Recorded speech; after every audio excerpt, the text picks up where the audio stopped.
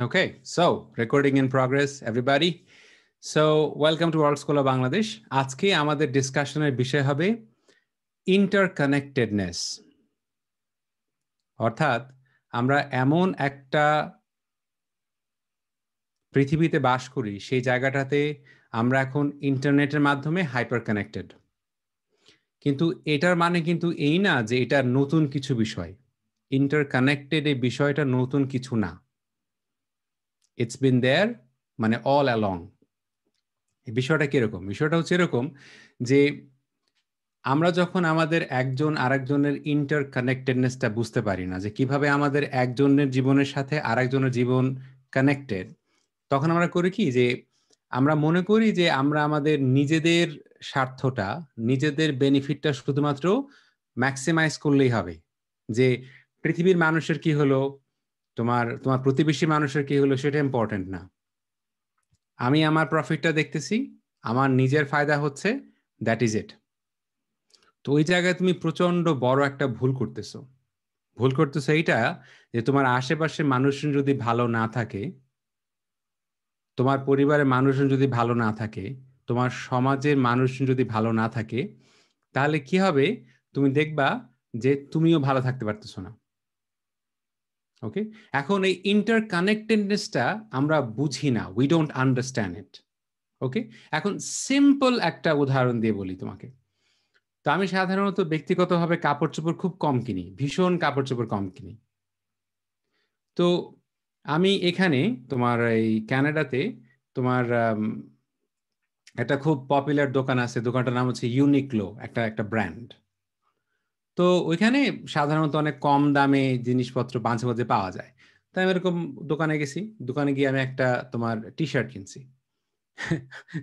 ওই টি শার্টটা মানে বাড়িতে এনে দেখি টি শার্টের গায়ে লেখা মেড ইন বাংলাদেশ। তা আমি থাকি হচ্ছি ক্যানাডায়, একটা টি শার্ট কিনতে গেলাম, টি শার্ট ওটা লেখা হচ্ছে মেড ইন বাংলাদেশ।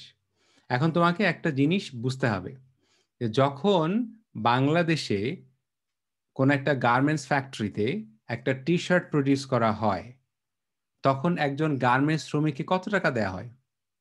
কিন্তু সেই টি শার্টটা যখন এখানে এসে ক্যানাডাতে বিক্রি হয় কিংবা আমেরিকাতে বিক্রি হয়, সেটা কত টাকায় বিক্রি হয়। So let me give you one other example. আমি একটা রিসার্চ করেছিলাম, সেই রিসার্চে যেটা আমি দেখেছি সেটা হচ্ছে যে একটা টি শার্টের প্রোডাকশন কস্ট, মানে একটা টি শার্ট মানে গেঞ্জি, একটা টি শার্ট উৎপাদন করতে যে টাকাটা খরচ হয়, আর সেই টি শার্টটা বা সেই গেঞ্জিটা চূড়ান্তভাবে গিয়ে যখন যে কিনছে, যে ক্রেতা, তার হাতে পড়ছে, তখন উৎপাদন থেকে শুরু করে ক্রেতার কাছে যাওয়া পর্যন্ত দামের পার্থক্য কত। ধরো তুমি একটা জিনিস উৎপাদন করলা, তার জন্য তোমার খরচ হলো 10 টাকা। তুমি যদি সেটা বিক্রি করো 15 টাকা, তাহলে তোমার 5 টাকা কি হলো, মুনাফা বা প্রফিট হলো, তোমার লাভ হলো 5 টাকা, তাই না? ধরো তুমি একটা জিনিস উৎপাদন করতে তোমার খরচ হয়েছে 10 টাকা, আর তুমি যদি সেটা বিক্রি করো 10,000 টাকায়। আমার কথা বুঝতে পারছো? 10 টাকাতে তুমি একটা জিনিস উৎপাদন করলা, কিন্তু বিক্রি করলা 10,000 টাকায়। তা দেখো, চূড়ান্তভাবে যখন একজন ক্রেতার কাছে সেই 10,000 টাকার পণ্য তুমি বিক্রি করছো, আমি যখন বলছি তোমার প্রোডাকশন কস্ট, অর্থাৎ প্রডিউস করতে গিয়ে কত টাকা খরচ করতে হয়েছে, প্রোডাকশন কস্ট তোমার কি দেখবা, সেখানে দেখবা যে তুমি, আচ্ছা ঠিক আছে, আমি আমার শ্রমিককে কত টাকা বেতন দিছি, তুমি এটা দেখবা। আমার শ্রমিকের কত টাকা বেতন দেওয়া লাগছে, তুমি দেখবা যে আচ্ছা আমার বাড়ি ভাড়া কত টাকা দেওয়া লাগছে। কিন্তু তুমি যদি 10 টাকার জিনিস 10,000 টাকায় বিক্রি করো, তার মানে যে শ্রমিক, যে আসলে পণ্যটা তৈরি করতেছে, তাকে তুমি রীতিমতো কিছুই দিচ্ছ না। You are not giving that person anything. তো সেটাই বাংলাদেশে হচ্ছে। বাংলাদেশ হচ্ছে পৃথিবীর চায়নার পরে সেকেন্ড, পৃথিবীর সবচাইতে বেশি পরিমাণে কাপড় উৎপাদন করে চায়না, তারপরেই হচ্ছে বাংলাদেশ। চায়নার জনসংখ্যা এবং বাংলাদেশের জনসংখ্যার পার্থক্য দেখো। চায়নার জনসংখ্যা ইন্ডিয়ার চাইতেও বেশি। পৃথিবীতে আর কোনো দেশ নাই যে দেশে জনসংখ্যা এত বেশি। চায়নার জনসংখ্যা আমার যতদূর মনে পড়ে 1.3 বিলিয়ন। বিলিয়ন তো কি বুঝতে পারো তো, যে 1000 মিলিয়নে 1 বিলিয়ন হয়, মানে 10 লাখে 1 মিলিয়ন হয়, 1000 মিলিয়নে 1 বিলিয়ন হয়। তার মানে এত মানুষ তোমার চায়নাতে। তো অত বড় একটা দেশে তোমার কি পরিমাণে কাপড় উৎপাদন হয়? এরপরে সবচাইতে বেশি কাপড় উৎপাদন হয় বাংলাদেশে। কেন? কারণ বাংলাদেশে যারা শ্রমিক তাদের ন্যায্য মানে পারিশ্রমিক দেয়া তো দূরে থাক, তাদের উপরে যা ইচ্ছে তাই করা যায়, যা ইচ্ছে তাই করা যায়। এবং বাংলাদেশে যারা শ্রমিক, যারা পোশাক শিল্পে কাজ করে, গার্মেন্টস ফ্যাক্টরিতে কাজ করে, তাদের 80% বেশি হচ্ছে নারীরা। 80%। এখন চলো এই গার্মেন্টস ফ্যাক্টরির সাথে আমরা আর্টিফিশিয়াল ইন্টেলিজেন্সের কানেক্ট করি। এই গার্মেন্টস ফ্যাক্টরির সাথে আমরা মেশিন লার্নিং এর কানেক্ট করি, রোবোটিক্সের কানেকশন করি, তাই না? তো এই যে গার্মেন্টসে তোমার যেই জামাটা সেলাই হচ্ছে বা যেই কাপড়টা গেঞ্জিটা সেলাই হচ্ছে, এই পুরো কাজটা করার জন্য তুমি কি কি করতে পারো? তুমি রোবট ব্যবহার করতে পারো, তুমি কৃত্রিম বুদ্ধিমত্তা ব্যবহার করতে পারো, আর্টিফিশিয়াল ইন্টেলিজেন্ট রোবট ব্যবহার করতে পারো। অলরেডি আমেরিকাতে এরকম গার্মেন্টস, এরকম তোমার রোবট তৈরি হয়ে গেছে, যে সেই রোবটটা কি করতে পারে, পুরো একটা টি শার্ট, একটা একেবারে কাপড় থেকে আরম্ভ করে পুরো জিনিসটা কি করতে পারে, রোবট করতে পারে, মানুষের প্রয়োজন নাই। এবং একটা পুরো টি শার্ট, নাইকি মনে হয়, আমার যতটুকু মনে পড়ে নাইকি একটা কোম্পানি, পুরো টি শার্টটা প্রডিউস করার জন্য তার 7 থেকে 8 সেকেন্ড সময় লাগে। তাহলে এখন কি মানুষের প্রয়োজন আছে? এখন তো মানুষের প্রয়োজন নাই। তাহলে এই যে বাংলাদেশে পোশাক শিল্পে, অর্থাৎ এই যে শ্রমিকরা কাজ করে, সেখানে তোমার প্রায় 50 লাখ মানুষ কাজ করে। তাহলে যখন যারা গার্মেন্টস ফ্যাক্টরির মালিক, তারা যখন বুঝবে যে আমি তো এই মানুষদের দিয়ে কাজ করালে তারা আন্দোলন করে, বাড়তি বেতন চায়, মানে বিভিন্ন ধরনের সমস্যা হয়, আবার তারা ক্লান্ত হয়ে যায়, তারা ছুটি চায়, তারা অসুস্থ হয়, তা আমি যদি একটা আর্টিফিশিয়াল ইন্টেলিজেন্ট রোবট আমি নিয়ে কাজটা করাই, তাহলে কি আর সে মেশিন কি ক্লান্ত হয়? মেশিন তো ক্লান্ত হয় না, মেশিন তো বেতন চায় না, তাই না? আচ্ছা, এখন এই যে আর্টিফিশিয়াল ইন্টেলিজেন্সের রোবটটা, সেই রোবটটা তৈরি হচ্ছে কোথায়? সবচাইতে বেশি প্রগ্রেস, মানে আর্টিফিশিয়াল ইন্টেলিজেন্সে সবচেয়ে বেশি প্রগ্রেস হচ্ছে আমেরিকায়, কিন্তু প্রয়োগের দিক থেকে, অ্যাপ্লিকেশনের দিক থেকে সবচেয়ে বেশি অ্যাডভান্স হচ্ছে চায়না। তো তোমার মতোই তো কোনো একটা মেয়ে কিংবা একটা ছেলে আর্টিফিশিয়াল ইন্টেলিজেন্ট এই রোবটটাকে তৈরি করছে। তোমার মতো একটা মেয়ে কিংবা ছেলেই তো সেটাকে প্রোগ্রামিং করছে, করছে না? কিন্তু সে যখন প্রোগ্রাম করছে, সে কি তার ইন্টার কানেক্টেডনেসটা দেখছে? যে আমি এমন একটা প্রোগ্রাম তৈরি করলাম, যে প্রোগ্রাম তৈরি করার কারণে পৃথিবীর কোটি কোটি মানুষের জীবন বিপন্ন হবে, তাদের কর্মসংস্থান, তাদের জীবন, তাদের বেঁচে থাকাটা মারাত্মকভাবে কি হবে, ব্যাহত হবে। যেই ছেলেটা বা যেই মেয়েটা কম্পিউটার সায়েন্সে পড়ছে, তাকে কি মানে স্কুল ইউনিভার্সিটিতে সেটা শেখানো হয়? সে শেখানো হয় না তো। তাকে শেখানো হয়, যেমন ফেসবুকের যে ফাউন্ডার মার্ক জাকারবার্গ, প্রত্যেকটা কোম্পানির একটা মোটো থাকে যে তারা এটা করতে চায়। যেমন ধরো তুমি যদি নাইকি কোম্পানির মানে স্লোগান খোঁজো, স্লোগানটা হচ্ছে জাস্ট ডু ইট, মানে সবকিছু সহজ, জাস্ট করে ফেলো, এটা হচ্ছে নাইকি কোম্পানির স্লোগান। আচ্ছা, এখন প্রশ্ন হচ্ছে, এই যে ছেলেটা বা এই যে মেয়েটা যে কম্পিউটার সায়েন্স ইঞ্জিনিয়ার, তাকে তো কখনো শেখানো হয় নাই তুমি কি এমন প্রযুক্তি তৈরি করছো যে প্রযুক্তি তৈরি করার কারণে এরকম কোটি কোটি মানুষের জীবন বিপন্ন হয়ে যাবে। তাকে তো তুমি শেখাও নাই। কারণ কি জন্য? যে আমরা পড়াশোনার ক্ষেত্রে ইন্টার কানেক্টেডনেসটা দেখি না। আমরা মনে করি কম্পিউটার সায়েন্সের সাথে সমাজের সম্পর্ক কি, আমরা মনে করি কম্পিউটার সায়েন্সের সাথে সমাজের সম্পর্ক কি, কৃত্রিম বুদ্ধিমত্তার সাথে সমাজের সম্পর্ক কি, রোবটের সাথে সমাজের সম্পর্ক কি। তাহলে একটা জিনিস খেয়াল করো, খুব সহজ করে বলতে গেলে, আমরা কিন্তু নিজের পরিবারের মানুষের উপরে আঘাত করি না, নিজের ভাই বোনের উপরে, সবাই না, অনেকেই ভাই বোনের উপর আঘাত করে, ভাই বোনের ভীষণ ক্ষতি করে, ভাই বোনকে মেরেও ফেলে। সবাই সবাই এরকম না। তো তুমি তোমার নিজের পরিবারের মানুষের কিছু করো না, কিন্তু এরকম হাজার হাজার মানুষ আছে যারা কি করে, বলে যে আমি তো আমার সন্তানের ভালো একটা জীবন দেওয়ার জন্য, আমি আমার সন্তানের ভালো একটা জায়গায় রাখার জন্য, ভালো খাবার খাওয়ানোর জন্য, ভালো কাপড় পরানোর জন্য আমি কি করতেছি, আমি নিজে ঘুষ খাচ্ছি। আমি কেন একজন অসৎ ব্যবসায়ী? কারণ আমার ছেলের জন্য আমাকে একটা বাড়ি করতে হবে। আমি কেন ঘুষ খাই? আমি ঘুষ খাই কারণ আমার মেয়ের জন্য একটা গাড়ি কিনতে হবে। তো আমি আমার মেয়ের জন্য, কিন্তু আমি আমার ছেলের জন্য অন্য একটা ছেলে বা অন্য একটা মেয়ের জীবনটাকে ধ্বংস করে দিচ্ছে কেন? কারণ সে তো আমার ছেলে না, সে তো আমার মেয়ে না।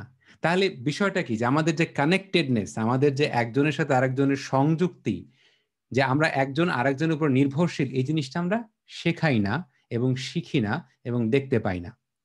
যেমন তোমরা সবাই, ধরো আমি তোমাদের একটা খুব কমন খাবারের কথা বলি, যে একটা খুবই সব মানে সস্তা খাবার যেটা যে কেউ জানে। তোমরা সবাই, বাংলাদেশে বিক্রি হয় না ম্যাগি নুডলস? খুব সস্তা একটা খাবার, তাই না? নুডলস, আচ্ছা। চলো আমরা এই নুডলসটা ধরি, একটা খাবার নুডলস, তাই না? আচ্ছা, এই যে যখন তুমি নুডলসটা দেখো, দেখো এটা এটা এই এই খাবারটার সাথে তুমি কানেকশনটা দেখো, কানেকশন। এই যে কোম্পানিটা, এটা কি আমাদের দেশের কোম্পানি না পশ্চিমা দেশের কোম্পানি? পশ্চিমা দেশের কোম্পানি। এই কোম্পানিটা হচ্ছে পশ্চিমা দেশের কোম্পানি, ওকে। এই যে নুডলসটা, এই নুডলসটা কি থেকে তৈরি হয়? চাল থেকে তৈরি হয়। ওই চালটা তৈরি করার জন্য তোমার বিশ্বের যে সমস্ত দেশে তোমার চাল তৈরি মানে ধান উৎপন্ন হয়, সেখানে কি লক্ষ লক্ষ মানুষ, খেতে মানুষ কাজ করছে না? তাহলে সেই নুডলসের সাথে লক্ষ লক্ষ মানুষের জীবন জড়িত না? আচ্ছা, তারপরে তুমি যে চাল উৎপাদন করছো, তুমি যে কৃষি কাজ করছো, কৃষি কাজ করার সময় তুমি কিভাবে কৃষি কাজ করছো? তুমি কি খেতে কীটনাশক ব্যবহার করতেছো? তুমি কি মানে পেস্টিসাইড, কীটনাশক ব্যবহার করতেছো? তুমি তুমি কি ফার্টিলাইজার ব্যবহার করতেছো? যখন তুমি মানে পেস্টিসাইড ইউজ করো, অনেক পেস্টিসাইড ইউজ করো, তখন কি হয়? যে তোমার খেতে ওই পেস্টিসাইডের কারণে সেই পানিটা ধুয়ে গিয়ে করে কি, নদীতে পড়ে। নদীতে পড়ার কারণে সেখানে কি হয়, মাছ মানে অসুস্থ হয়ে যায় না? মাছ বিষাক্ত হয়ে যায় না? তুমি সেই মাছ যখন খাও, এতে তোমার শরীরে রোগ হয় না? কি বুঝতে পারছো? যখন তুমি সেই মানে কীটনাশকটা যখন প্রয়োগ করতেছো, ওই কীটনাশকটার কারণে ওই খাবারে, তোমার ওই চালে অতিরিক্ত মাত্রায় রাসায়নিক সার মানে কেমিক্যাল ফার্টিলাইজার এগুলো ব্যবহার করার কারণে কি হচ্ছে? মানুষ ক্যান্সার আক্রান্ত হচ্ছে না? ক্যান্সার আক্রান্ত হচ্ছে, ওকে। আচ্ছা, তারপরে হচ্ছে এই যে তোমার এই খাবারটা, এই ধানটা চাষ করতে গিয়ে যখন তুমি কি করতেছো, প্রচুর পরিমাণে তুমি ফসিল ফিউয়েল মানে হচ্ছে যে পেট্রোল ব্যবহার করতেছো। দেখো না, এই যে আমাদের গ্রামে যখন ধানের স্কিম চলে, সারা রাত ধরে তোমার পেট্রোলে পানি চলে, তাই না? ওই পেট্রোলের ওইটা চালানোর জন্য কি প্রয়োজন পড়ে? তোমার ওই জ্বালানি ইউজ করার প্রয়োজন পড়ে, ব্যবহার করতেছো। তখন কি হচ্ছে? তখন তুমি দেখতেছো সারা দিন সারা রাত ধরে কি করতেছে, পেট্রোলের মানে ওই পানি উঠাচ্ছে, মানে মাটির নিচ থেকে পানি উঠাচ্ছ। আচ্ছা, যখন মাটির নিচ থেকে পানি উঠাচ্ছ, এবং বিশেষ করে পাবনার ক্ষেত্রে এটা ভীষণ মানে প্রযোজ্য, যখন মাটির নিচের পানি তুমি অতিরিক্ত সেচে ফেলতেছো, তখন কি হচ্ছে? ওই সমস্ত জায়গাগুলোতে আর্সেনিক দূষণ হচ্ছে। কি হচ্ছে? আর্সেনিক দূষণ হচ্ছে। আর্সেনিক দূষণ কেন হয় আমি বুঝাই বলি, যদি বুঝতে পারো আমাকে থামস আপ দিবা, ঠিক আছে? ওকে। মাটির নিচে পানি থাকে, তাই না? আচ্ছা, পানি থাকলে যখন তুমি ওই যে পেট্রোল, ওই যে তুমি পাম্প ইউজ করে পানি উঠে ফেলতেছো, তাই না? পানি উঠে ফেলে কি হচ্ছে? তোমার পানির লেয়ার নিচে চলে যাচ্ছে। তখন কি, যেই জায়গায় একসময় পানি ছিল সেই জায়গাটা এখন ফাঁকা না? সেই জায়গাটা এখন ফাঁকা, সেখানে বাতাস ঢুকে পড়ে, তাই না? বাতাস ঢুকে পড়ে। আচ্ছা, পরে বাতাস ঢুকে পড়ে মানে অক্সিজেনও ঢুকে পড়ে ওই জায়গাটার মধ্যে, তাই না? তো তোমরা যারা ক্লাস 8-9-এ পড়ো, যারা মানে কেমিস্ট্রির বেসিক আইডিয়া তোমাদের যাদের আছে, তারাই তোমরা জিনিসটা বুঝতে পারবা, যে যখন পানির লেয়ারটা সাধারণের চাইতে মাত্রা অতিরিক্ত নিচে চলে যায়, যেই জায়গাটা একসময় পানি ছিল এখন সেই জায়গাটা পানি নাই মাটির নিচে। কেন? অনেক নিচে চলে গেছে পানির লেয়ার। আবার বর্ষাকালে বন্যা হয় না? যখন বন্যা হয়, যেই জায়গাটা একসময় কি ছিল, বাতাস ছিল, সেখানে পানি চলে আসে। পানি চলে আসলে কি হলো, ওইখানে তোমার ওই খালি জায়গায় বাতাস ছিল, অক্সিজেনের সাথে পানির কেমিক্যাল রিয়াকশন হয়, তখন সেটা কি হয়, সেই পানিটা আর্সেনিক কন্টামিনেটেড হয়ে যায়। কি হচ্ছে? আর্সেনিক কন্টামিনেশন হচ্ছে। এবং arsenic contamination is a very very very dangerous health risk. তাহলে আমি কোত্থেকে শুরু করেছিলাম? নুডলস, একটা কোম্পানি, ম্যাগি কোম্পানি, তাই না? পরে বললাম যে ধান ক্ষেতের কথা বললাম, বললাম কিসের কথা? ক্যান্সারের কথা বললাম, বললাম পানি দূষণের কথা, বললাম আর্সেনিক কন্টামিনেশনের কথা। যখন তুমি এই যে অনেক বেশি গাড়ি, মানে এই যে তোমার এই যে নুডলসটা তোমার উৎপাদন হলো, আচ্ছা, তো ওই ধান নিয়ে নুডলস বানানো হলো, তাই না? নুডলস বানানোর পরে যখন সেই নুডলসটা এক জায়গা থেকে আর এক জায়গায় নিয়ে যাচ্ছে, গাড়িতে করে নিয়ে যাচ্ছে না, এক জায়গা থেকে সারা বাংলাদেশে সব জায়গায় তুমি যে কোনো মানে বাংলাদেশের 64টা জেলাতেই তুমি ওই ম্যাগি নুডলস কিনতে পাবা। এই 64টা জেলাতেই তো তোমার গাড়ি যাচ্ছে, গাড়ি যাচ্ছে না? গাড়ি যাচ্ছে মানে কি? তোমার গাড়িতে কি তোমার ওই যে কার্বন ডাই অক্সাইড, ওই যে তখন তুমি গাড়িতে তোমার পেট্রোল পুড়তেছে, তখন কি তোমার ওই যে কালো ধোঁয়া বেরোচ্ছে না? পরিবেশ দূষণ করতেছে না? যখন ওই ধোঁয়াটা বের হচ্ছে, যখন সেটা তোমার পরিবেশে যাচ্ছে, পরিবেশে কি করতেছে? পরিবেশে তোমার তাপমাত্রা বাড়ায় দিচ্ছে, পরিবেশের তাপমাত্রা বাড়ায় দিচ্ছে। এবং তোমাদেরকে যখন আমি ম্যাপ পড়াচ্ছিলাম, মনে আছে ম্যাপ? পৃথিবীর যে আকারটা গোলাকার, যে পৃথিবীর চাঁদির উপরে অর্থাৎ উত্তর গোলার্ধ এবং দক্ষিণ গোলার্ধ এই দুই দিকে প্রচুর বরফ, তাই না? যখন তাপমাত্রা বেড়ে যাচ্ছে, সেই বরফ কি গলে যাচ্ছে না? সে বরফটা গলে যাচ্ছে, বরফটা গলে গিয়ে সে পানিটা সাগরে যাচ্ছে, সাগরে গিয়ে সাগরে পানির উচ্চতা বেড়ে যাচ্ছে। আমি তোমাদেরকে দেখাই নাই যে বাংলাদেশের ম্যাপটা, যে বাংলাদেশের দক্ষিণাঞ্চল, যেখানে কি তোমার মানে যেদিকে তোমার ওই যে বঙ্গোপসাগরের সাথে লাগানো যে জায়গাটা, যখন পানির উচ্চতা বেড়ে যাচ্ছে, তখন লবণাক্ত পানি কি করছে? তোমার খেতে খামারে ঢুকে পড়তেছে।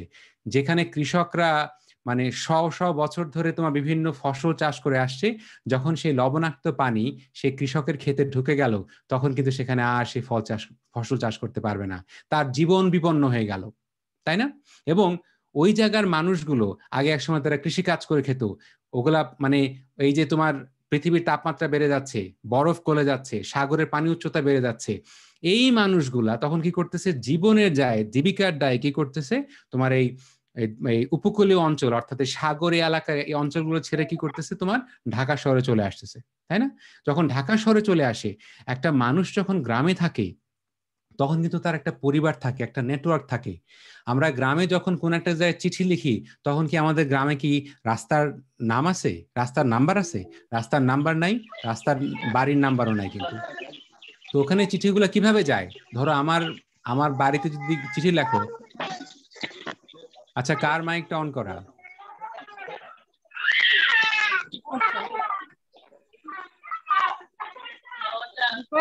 তোমার মাইকটা একটু বন্ধ করবা? কার মাইকটা অন করা? বিপাশার।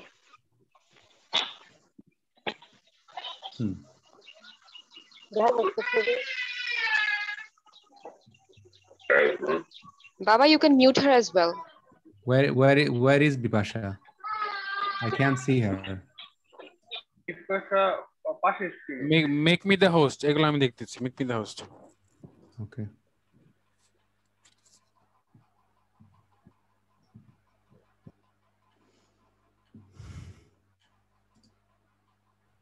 She froze. বিপাশা এখন নড়াচড়া করছে না। আচ্ছা, okay, so I am making you the host, all right?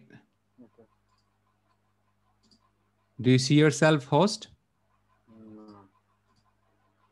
Do you see yourself host now? Let me check it. Participants. Yes, okay. Go on. Yes, so can we. Okay, all right. Okay, আচ্ছা। তো এখন কি হলো যে এই যে তোমার এই যে নুডলসটা, এই নুডলসটা সারা বাংলাদেশে যখন তোমাকে স্প্রেড করতে হচ্ছে, মানে বিক্রি করার জন্য, তখন গাড়ি যাচ্ছে, তখন গাড়ি থেকে তোমার এই ফসিল ফিউল পুড়ছে, তাই না? তখন তোমার কি হচ্ছে? এই যে তাপমাত্রা বেড়ে গেল, বরফ গলে গেল, তখন লবণাক্ত পানি কি হলো? তোমার ঢুকে গেল ইসের মধ্যে, তোমার এই ক্ষেত খামার ঢুকে গেল। এখন দেখো গ্রামে কিন্তু আমাদের বাড়ির সামনে কিন্তু রাস্তার নাম্বার নাই, তোমার বাড়ির নাম্বার নাই, কারণ আমাদের গ্রামের সমাজগুলো হচ্ছে খুবই ঘনিষ্ঠ, মানে একেবারে আমাদের গ্রামে আমরা কেউ কাউকে কিভাবে চিনি? এই অমুকের ছেলে, এই অমুকের নাতি, তাই না? তাহলে মানুষের সম্পর্কটাই হচ্ছে মানুষের ঠিকানা, বুঝে নিও কিন্তু প্লিজ। যে মানুষ গ্রামে হচ্ছে মানুষের সম্পর্কটাই হচ্ছে মানুষের ঠিকানা, কিন্তু যেখানে রুশদা থাকে মানে ক্যানাডায়, আমি থাকি ক্যানাডায়, আমাদের সমাজে কিন্তু মানুষের সম্পর্ক কিন্তু মানুষের ঠিকানা না। আমরা এখানে শুধুমাত্র ইট কাঠ পাথর, মানে এমন একটা জায়গা যে সমাজটা এতটাই ইন্ডিভিজুয়ালিস্টিক, অর্থাৎ এতটাই স্বার্থপর, এতটাই আত্মকেন্দ্রিক, এতটাই বিচ্ছিন্ন যে প্রতিবেশী কি মারা গেল, মানুষ মানুষের জন্য তোমার কোনো দায়িত্ববোধ দায়বোধ কিচ্ছু নাই। তুমি তোমার মতো, তুমি তোমার মতো, সবাই না কিন্তু অধিকাংশ মানুষই মানে একেবারে যন্ত্রের মতো, একদম মেশিনের মতো, জীবনটা হচ্ছে মেশিনের মতো। আচ্ছা, তাহলে যে গ্রামের মানুষের যে সম্পর্কটা, সেখানে মানুষের সম্পর্কটাই হচ্ছে মানুষের ঠিকানা। তো এই যে গ্রামের এই মানুষগুলো, হ্যাঁ তোমার হয়তো বিল্ডিং নাই গ্রামে, তুমি হয়তো তোমার মানে তুমি হয়তো মার্সিডিজ গাড়ি চালাও না গ্রামে, কিন্তু তোমার বৃদ্ধ বয়সে তোমার বাবা মাকে তুমি বৃদ্ধাশ্রমে রেখে আসবা না। মানুষ যখন বৃদ্ধ বয়সে সবচাইতে বেশি পরিবারের সাহায্য প্রয়োজন পড়ে, আমি আর মানে রুশদা যে সমাজে থাকি, সেই সমাজে আমরা বৃদ্ধদের কি করি, বৃদ্ধাদের কি করি, আমরা বৃদ্ধাশ্রমে রেখে আসি। মানে বাবা মা হচ্ছে এক ধরনের বোঝা। তাহলে তোমার এত উন্নতি, এত প্রগতি, এত লেখাপড়া, এত অর্থনৈতিক প্রবৃদ্ধি, এত তোমার ডক্টরেট, এত তোমার রেকগনিশন, কি প্রয়োজন ছিল? দেখো দেখো আমি কিন্তু আবার কানেক্ট করছি কিসের সাথে? কানেক্ট করছি তোমার এই নুডলসের সাথে। ইটস কানেক্টেড, আমি নুডলস থেকে কিন্তু এগুলো বলছি। তাহলে এই যে যখন এই মানুষগুলো যারা একসময় ধরো উপকূলীয় অঞ্চলে বাস করতো, গ্রামে বাস করতো, বন্যা হচ্ছে, মানুষের ঘর বাড়ি ডুবে যাচ্ছে, মানুষ কি হচ্ছে, বাস্তুহারা হচ্ছে, ঘর বাড়ি হারা হচ্ছে, তখন জীবনের দায়ে, জীবিকার দায়ে ওরা কি করছে, ওরা শহরে চলে যাচ্ছে। গ্রামে যখন তুমি থাকো তখন যদি তোমার খাবার না থাকে, তখন তুমি, আমি আমার নিজের এক্সপিরিয়েন্সের কথাই বলি, ছোটবেলায় আমরা যখন মানে আমাদের বাড়িতে চাল থাকলে যদি সবজি না থাকতো, তাহলে আমরা মানে ক্ষেত থেকে গিয়ে শাক পাতা তুলে নিয়ে আসতাম, সেটাই খাবার ছিল, সেটাই খাবার ছিল, দ্যাটস ইট। তো তুমি তো ভেজিটেবল ফরেজও করতে পারো, তুমি মানে মানে একেবারে মানে প্রকৃতি থেকে গিয়ে তুমি কি শাক পাতা তুলে নিয়ে এসে খেতে পারো, সেটা কিন্তু শহরে নাই। শহরে এক মুঠো ছাইও কিনতে হয়, ছাই আছেন, এক মুঠো ছাইও কিনতে হয়। আমি প্রায় মাঝে মধ্যে আমি আমার ছেলেকে বলি যে মাঝে মধ্যে আমি যে কানাডায় থাকি, কাজের এত ব্যস্ততা, পড়াশোনার এত চাপ, যে দিনের শেষে একটা ক্যান খুলে খাবারটা শুধুমাত্র খানিকটা গরম করে খেয়ে ফেলি। অনেকটা মানে অনেকটা মানে পশু পাখি যেরকম খাবার খায় না, খাবারটা কি, খাবার তো আসলে আমরা একসাথে রান্না করি, ভাই বোন বাবা মা একসাথে মিলে খাই, এটা তো it's a very social process, it's a very intimate relational process. তো এটা হচ্ছে মানে এক ধরনের যেমন একটা কুকুর যেরকম ক্যান খুলে খাবার খায়, দ্যাটস ইট, তার আর কোনো ই নাই, মানে তার আর কোনো সোশ্যালাইজেশন নাই, কিছু নাই। আমাদের জীবনটা কিন্তু সেরকম। তো এই জন্য প্রগতিটা বোঝা, উন্নতিটা বোঝা, ঠিক আছে। তাহলে এই যে যে মানুষগুলা যারা একসময় গ্রামে ছিল, যারা একটা সময় সমাজবদ্ধ জায়গায় ছিল, এরা যখন গ্রাম থেকে শহরে যেতে বাধ্য হয়, যেতে কিন্তু চাচ্ছে না, যেতে বাধ্য হয়, ঘর বাড়ি পানিতে ডুবে গেছে, কি করবে? থাকার তো কোনো জায়গা নাই, কি করবে? তখন কি হচ্ছে, তখন এই মানুষগুলো যখন শহরে যায়, শহরে কি কোথায় থাকে? বস্তিতে থাকে না? আজকে গ্রামে তোমার হয়তো মার্সিডিজ গাড়ি তুমি চালাচ্ছ না, তুমি হয়তো টিনের ঘরে থাকো, তাই না? কিন্তু তোমার তো বাবা মা ভাই বোন পরিবার আছে, তোমাকে কে কিছু বলতে গেলে চিন্তা করবে, যাচ্ছে এ হচ্ছে অমুকের নাতি, এ হচ্ছে অমুকের ছেলে, বা এ হচ্ছে অমুকের মেয়ে, তাই না? এই যে এটাকে আমরা ইংরেজিতে বলি সোশ্যাল সেফটি নেট, মানে তোমার একটা পরিবারের সাথে যে একটা তোমার কানেকশন। শহরে যখন তুমি যাচ্ছ, গিয়ে বস্তিতে থাকতেছো, তখন তোমার কিন্তু সেটা কিছুই নাই, তখন তোমার সেটা কিছুই নাই, তুমি হচ্ছ বাস্তুহারা। বাস্তুহারা এটাকে বোঝার জন্য আরেকটা সহজে বলা যায়, সেটা হচ্ছে তুমি শেকড়হীন, তোমার শেকড় নাই। তোমাদেরকে সবসময় যে কথাটা বলি, যে তোমার নিজের ইতিহাস, সভ্যতা, সংস্কৃতি, কালচার সেটা শেখো, কারণ আমাদের শেকড় কিন্তু অনেক রকম। যেটা তোমার আত্মিক শেকড়, যেটা তোমার আবেগের শেকড়, সেই শেকড়টা কিন্তু তোমার পরিচয়ে, তোমার সংস্কৃতিতে, তোমার কালচারে, তোমার গানে, তোমার কবিতায়, তোমার আর্টে, তোমার ছবিতে, তোমার মানে মানে কি বলে ফিল্মে। এটা এই জন্য তোমাকে শিখতে হবে যে ওখানে তোমার শেকড়। ওই শেকড়টা যখন তুমি ভুলে যাচ্ছ, শেকড়হীন কি গাছ বাঁচতে পারে? একটা গাছের যেরকম শেকড় থাকলে না থাকলে গাছ বাঁচতে পারে না, ঠিক একইভাবে যখন আমরা আমাদের শেকড় থেকে বিচ্ছিন্ন হই, তখন আমরা আমাদের যে আবেগ, আমাদের যে ইমোশন, আমাদের যে স্পিরিচুয়ালিটি, সেটা কি হয়, সাফার করতে আরম্ভ করে, তাই না? তো এই জায়গায় তোমাকে যেটা বুঝতে হবে, এই যে নুডলস, এই যে তোমার মানে কি হচ্ছে, আমি যেটাকে বলছি নুডলস, সেটা আমি বলছি শিল্পায়ন, আমি বলছি অর্থনৈতিক প্রবৃদ্ধি, আমি বলতেছি টেকনোলজি, আমি বলতেছি রাস্তাঘাট, আমি বলতেছি দেখো আমরা যারা মানে আমি তো অর্থনীতির শিক্ষক, তো আমি মানে অর্থনীতি পড়ানোর সময় ছেলে মেয়েদের কাছে যেভাবে শেখাতাম যে এই যে তোমার প্রগতি, এই যে নগরায়ন, এই যে সভ্যতা গড়ছে, চায়নার একটা সিম্পল এক্সাম্পল দিয়ে বলি। চায়নাতে এক বছরে যে পরিমাণে সিমেন্ট ব্যবহার করা হয়েছে, এক বছরে সিমেন্ট কেন ব্যবহার করা হয়? ঘর বাড়ি বানানোর জন্য, দালান কোঠা বানানোর জন্য। এক বছর যে সিমেন্ট ব্যবহার করা হয়েছে, আমেরিকাতে 200 বছরে সে সিমেন্ট ব্যবহার করা হয় নাই। এখন তুমি বলতে পারো যে সিমেন্ট ব্যবহার করার সাথে ইন্টারকানেক্টেডনেস এর সম্পর্ক কি? ওই সিমেন্ট কি এমনি চলে আসতেছে? সিমেন্ট তো কোনো না কোনো জায়গা থেকে আসতেছে। আমি তোমাকে নুডলস এর কথা বলছি যাতে করে তুমি বুঝতে পারো, কারণ ইটস ইজি, এটা বোঝা সহজ, ঠিক আছে? তুমি যে স্মার্টফোনটা ব্যবহার করো, এই যে ফোনটা, এই ফোনের যে ব্যাটারিটা, এই ব্যাটারিটা হচ্ছে লিথিয়াম ব্যাটারি। এই সবচাইতে বেশি পরিমাণে লিথিয়াম পাওয়া যায় কোথায়? আফ্রিকার একটা দেশ, সেটা হচ্ছে কঙ্গো। এই দেশটাতে উপনিবেশিকতার মাধ্যমে ইউরোপিয়ানরা লক্ষ লক্ষ মানুষকে নির্মমভাবে হত্যা করেছে, পুরো একটা জাতিকে ধ্বংস করে ফেলেছে। এখন পর্যন্ত কিন্তু তাদের উপরে এই মানে নিপীড়ন শেষ হয়নি। কেন? কারণ তোমার ফোনের ব্যাটারির জন্য তো কঙ্গোর মানুষ মারতে হবে। আমি কানাডায় থাকি, আমার গায়ের শার্টের জন্য তো রানা প্লাজা ধসে পড়তে হবে। বুঝতে পারছো? রানা প্লাজায় যখন পুরো বিল্ডিংটা ধসে পড়লো, তখন কত মানুষের মৃত্যু হলো। জীবন সেখানে কি মানে কয়েক ডলার, তাই না? কয়েক ডলার এরকম এই পর্যায়ে পড়ে যাচ্ছে। তো এই যে আমরা যখন আমাদের এই ইন্টার কানেক্টেডনেসটা দেখতে পাই না, তখন আমরা কি করি? আমরা এমন কাজ করি যে কাজটা আমাদের জন্যই মারাত্মক ক্ষতিকর। উদাহরণ দেখতে চাও? করোনা। উদাহরণটা কি? করোনা। করোনা হতো না যদি আমরা আমাদের ইন্টার কানেক্টেডনেসটা আমাদের ছেলে মেয়েদেরকে ছোটবেলা থেকে স্কুল থেকে শেখাতাম। ইন্টার কানেক্টেডনেসটা কিরকম? করোনা কোত্থেকে হলো, কিভাবে হলো, অনেক থিওরি আছে, অনেক কিছু আছে। একটা ইন্টারপ্রিটেশন তোমাকে বলি, সেটা হচ্ছে করোনা নিয়ে যে ব্যাপারে বিজ্ঞানীরা নিশ্চিত করে বলতে পারে, সেটা হচ্ছে এই ডিজিজটা হচ্ছে জুনোটিক। জু মানে হচ্ছে চিড়িয়াখানা, তাই না? তো জুনোটিক মানে কি? অর্থাৎ এই যে আমাদের শরীরে কিন্তু তোমার বিভিন্ন জীবাণুর সাথে লড়াই করার জন্য আমাদের শরীরে রোগ প্রতিরোধ ক্ষমতা আছে, যেটাকে আমরা ইংরেজিতে বলি ইমিউন সিস্টেম, তাই না? বিভিন্ন ভাইরাস কি করতে পারে আমাদের এটাও কিন্তু একটা কম্পিউটার প্রোগ্রামের মতোই। আমাদের ইমিউন সিস্টেম করে কি, যখন আমরা ঠান্ডা সর্দি কাশি হয়, আমাদের ইমিউন সিস্টেম, আমাদের রোগ প্রতিরোধ ক্ষমতা দেখে যে কোন ভাইরাসের কারণে আমার ঠান্ডাটা হচ্ছে। তখন আমার রোগ প্রতিরোধ ক্ষমতা করে কি, সেই ভাইরাসের বিরুদ্ধে একটা অ্যান্টিভাইরাস তৈরি করে বা ইমিউন সিস্টেম তৈরি করে। এই যে করোনা যেটা, যে ভাইরাসটা, এই ভাইরাসটা এসছে কোত্থেকে? প্রাণীর দেহ থেকে। তা আমরা কি করছি?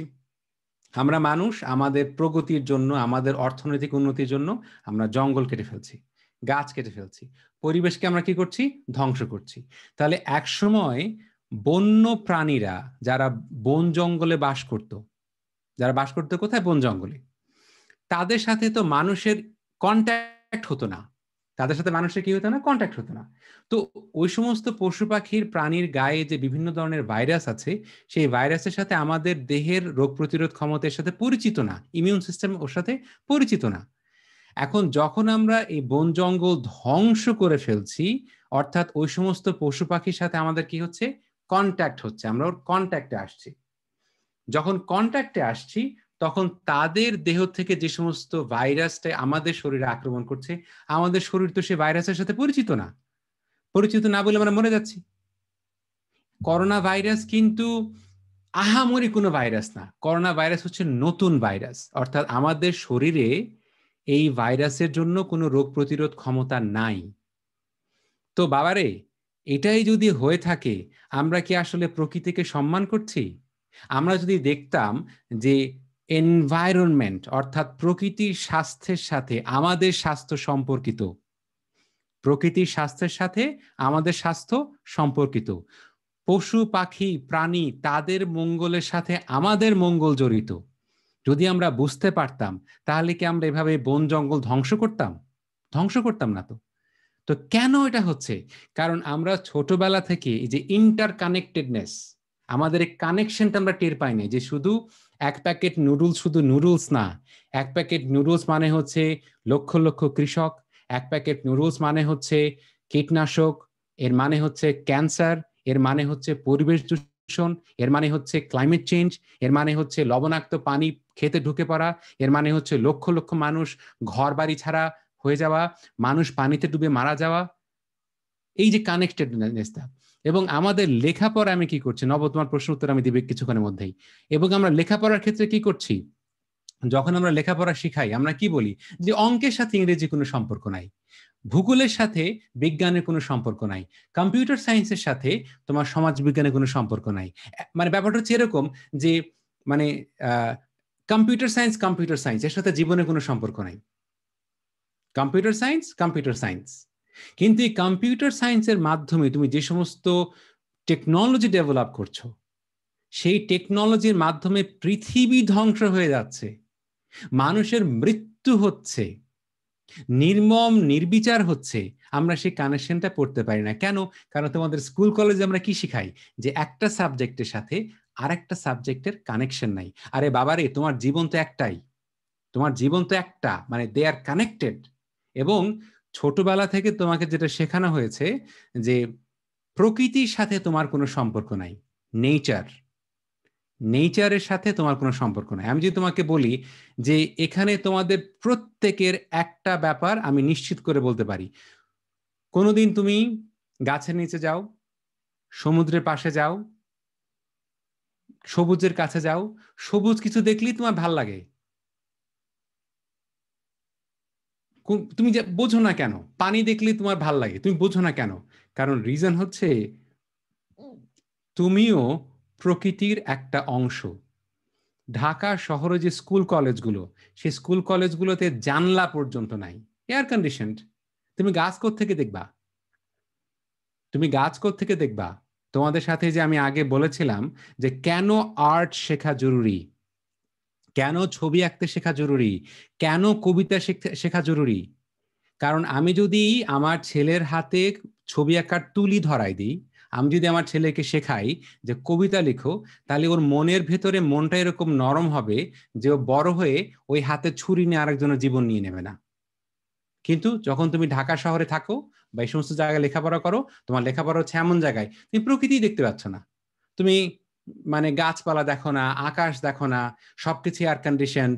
তুমি যদি ইট কাঠ পাথর দেখে বড় হও, তুমি মানুষ হবা কিভাবে? তুমি মানে তোমার পক্ষে ভালো মানুষ হওয়া সম্ভব কিভাবে? কেন হচ্ছে?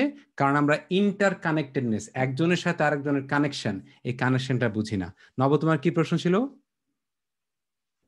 আমার প্রশ্ন ছিল কোভিড নিয়ে, যে আমরা যখন বাহির থেকে কোনো বাজার আনি, যেমন ধরো আলু, নর্মালি আমরা বাহির থেকে আনি, ওটা এনে রেখে দিয়ে একটা স্পেসিফিক টাইমের জন্য সেফটি মেজার্স, তো তাতে কোভিডটা ওখান থেকে মানে সরে যেতে পারে। আমার কোশ্চেন হলো, যেমন প্যাকেটে কতগুলো খাবার থাকে, ফর এক্সাম্পল লবণ, প্যাকেটে সব খাবার আছে, ওইটার সঙ্গে যদি ভাইরাস যারা চাষ করে, ওরা যদি ওই ভাইরাসে আক্রান্ত থাকে, আর প্লাস ওরা যদি ওটা চাষ করে ফেলে, হ্যাঁ, তো যখন ওই লবণটা তো একজন ফার্মেই চাষ করছে, তাই না? তো ওরা যখন ওই প্যাকেটের লবণটা দিচ্ছে, তার মানে ভাইরাসটা ওই প্যাকেটের সঙ্গে এসে পড়তেছে। হ্যাঁ বলো, শুনছি। তো ওই ভাইরাসটা ওইটা রেখে দিতে কোনো লাভ, মানে ওই প্যাকেটটা সহজে লবণটা রেখে দেয় একটা স্পেসিফিক টাইমের জন্য, তাহলে তো ভাইরাস যাচ্ছে না, ওই প্যাকেটের ভিতরে তো ভাইরাসটা থেকে যাচ্ছে। তো বিষয়টা হচ্ছে মানে বাবা, আমরা এখন পর্যন্ত কোভিড ভাইরাস সম্বন্ধে অনেক কিছু জানি না, এখন পর্যন্ত অনেক কিছু আমরা বুঝি না, জানি না। কোভিড ভাইরাসটা সম্বন্ধে আমরা শিখছি। তো তোমার প্রশ্নটা হয়তো এরকম যে ভাইরাসটা আসলে তাহলে ছড়াচ্ছে কিভাবে, বা কিভাবে এরকম যে প্যাকেটের মধ্যে সে ভাইরাসটা থাকতে পারে কি পারে না, এর উত্তর আমিও জানি না বাবা। যে হয়তো পারে কিংবা পারে না, আমি ভাইরোলজি নিয়ে আমি জানি না, তবে বিজ্ঞানীরাও প্রতিনিয়ত এগুলো শিখছে, নতুন নতুন করে শিখছে যে এটা কিরকম বা এটা কিরকম, এটা শিখছে। আমরা এটা সম্বন্ধে এখন পর্যন্ত অনেক মানে অধিকাংশ জিনিসই জানি না। ওকে, তো এখানে কোভিড থেকে যে জিনিসটা শেখার একটা ব্যাপার, যে আবার কানেক্টেডনেস, একটার সাথে আর একটা কানেক্টেডনেস। ভাইরাসটা শুরু হলো চায়নাতে, সারা পৃথিবী কি হয়ে গেল, বিকল হয়ে গেল। তো তোমরা যখন স্কুল কলেজে পড়ো তখন তো তোমাদের এই ইন্টার কানেক্টেডনেসটা শেখানো হয় না। যদি সব গাছ তুমি কেটে ফেলো, তুমিই বাঁচতে পারবে না, কারণ গাছ ছাড়া তুমি অক্সিজেন দম নিতে পারবে না। You can't breathe, you can't breathe. তো আজকে এই সমস্ত বিষয়ের কারণে আমি যে বিশ্ববিদ্যালয়ে পিএইচডি করছি, এখানে একটা আলাদা ডিপার্টমেন্ট খুলেছে, ওটার নাম হচ্ছে ওয়ান হেলথ। এই ওয়ান হেলথের মানে হচ্ছে তোমার ভালো থাকাটা শুধুমাত্র তোমার মেটেরিয়াল ওয়েলবিং এর উপর ডিপেন্ড করে না, তোমার ইমোশনাল ওয়েলবিং এর উপর ডিপেন্ড করে, তোমার স্পিরিচুয়াল ওয়েলবিং এর উপর ডিপেন্ড করে, তোমার এনভায়রনমেন্টের উপর ডিপেন্ড করে, পলিটিক্সের উপর ডিপেন্ড করে, সোসাইটির উপর ডিপেন্ড করে, টেকনোলজির উপর ডিপেন্ড করে। মানে এই যে পুরো জিনিসটার কানেকশন, মানে আমরা আগে কি করছি, একটা ভালো জিনিসকে ভেঙে ভেঙে টুকরো করছি, এখন বুঝতেছি আল্লাহ ভেঙে ফেলছি, তো এখন আমরা কি করতে চেষ্টা করতেছি, এটাকে জোড়া লাগানোর চেষ্টা করতেছি। তো যেই জিনিসটা এখানে আমার বিশ্ববিদ্যালয় বা বিভিন্ন বিশ্ববিদ্যালয়ে মানে নতুন করে স্কুল করে শেখানো হচ্ছে, যে ওয়াননেস, কানেক্টেডনেস, কানেক্টেডনেস, একটার সাথে আরেকটার কানেকশন। তা আমি যেটা তোমাদেরকে আজকে যেটা শেখালাম সেটা হচ্ছে একটার সাথে আরেকটার কানেকশন। আচ্ছা, তো এই একটার সাথে আরেকটা কানেকশন, তোমার সাথে যে পুরো পৃথিবীর সবকিছুই কানেক্টেড। তুমি বাংলাদেশে পাবনা জেলার গ্রামে থাকো বলে যে তুমি পুরো পৃথিবীর সাথে কানেক্টেড না, যদি এরকম মনে করো, তোমার এই ধারণাটা একেবারেই ভ্রান্ত ধারণা। You are connected to the whole humanity. পুরো মানব সভ্যতার সাথে তুমি কানেক্টেড। ওকে, সো এটা তোমার বোঝা প্রয়োজন ছিল, and you have understood it. এখন যারা যারা এই ওয়াননেস বা কানেক্টেডনেস বুঝতে পেরেছো, give me a thumbs up.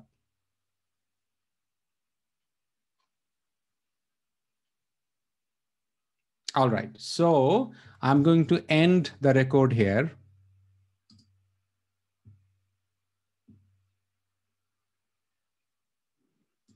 Kiran, can you stop recording? Yes. Stop করে দিব? Mm-hmm. Okay.